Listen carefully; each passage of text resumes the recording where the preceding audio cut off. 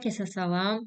Bildiyimiz kimi bu günlərim artıq kitabxanaçılıq müdir və kitabxanaçı vəzifəsində işə qəbulun vaxtı açıqlandı. Bununla bərabər həm kitabxana müdiri, kitabxanaçı, həm çalışa qədərki hazırlıq rəhbərləri vəzifələrinə, həmçinin də məktəbəqədər təhsil müəssisələrində təsərrüfat müdiri vəzifəsinə işə qəbul üzrə müsabiqənin artıq test mərhələsi 26-27 may tarixlərində keçiriləcək. Yəni birinci və ikinci günlər keçiriləcək.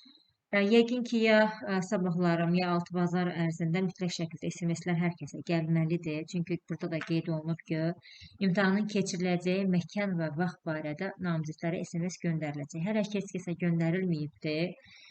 Amma sabahlarım yəqin ki, göndəriləcək. Sabah da olmasa 6-cı gün mütləq şəkildə artıq göndərərlər ki, çünki birinci gün imtahandır.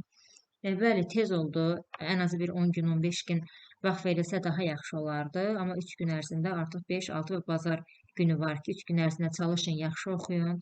Hər kəsə uğurlar arzulayıram. İnşallah yaxşı nəticələr əldə edəsiniz. Yəni kimlər layiqdirsə, həmən insanlar da yaxşı bal toplasın və işlə təmin olunsunlar. Qəti həyəcanlanmayın. Əsas hissələrə diqqət yetirin, yenə təkrar eləyəndə. Vəzifə hüquqdan mütləq şəkildə suallar düşəcək. Yenə qeyd edirəm, əgər mən özüm üçün nəsə istəyirəmsə, bu mənim hüququm və yaxud da ki, oxucunun kitabxananın hüququ olacaq. Amma tutaq ki, kitabxanaçının vəzifəsidirsə, oxucu üçün, kitabxana üçün nəsə eləyirsə, artıq bu kitabxanaçının vəzifəsi olacaq və yaxud da ki, oxucu kitab üçün, kitabxana üçün nəsə eləməlidirsə, bu artıq onun vəzifəsi olacaq. Amma özü üçün nələrsə istəyirsə, bu artıq hüquq olacaq. Yəni bunu bu şəkildə yadda saxlamaqla siz artıq variantlarda düzgün cavabı tapacaqsınız. Burada qeyd olunub, əvvəl də demişdik ki, ixtisasdan 40 sual olacaq. Hər doğru sual 2 balla qiymətləndiriləcək. Çalışın, ixtisası yaxşı şəkildə oxuyun.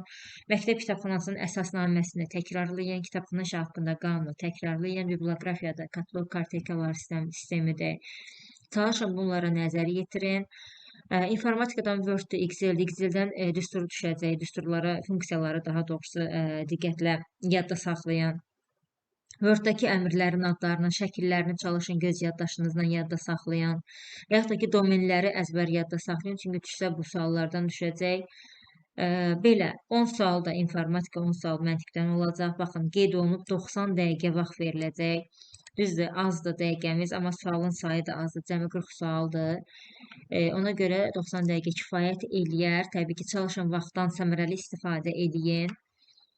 Belə, testin imtahan nəticələri barədə də yenə namizədlərə SMS vasitəsilə göndəriləcək. 35 bal və 35 baldan yuxarı toplamalısınız. Yenə hər kəsə uğurlar arzulayıram. İnşallah yaxşı olar, yaxşı bal toplayasınız və yaxşı nəticələr əldə edəsiniz.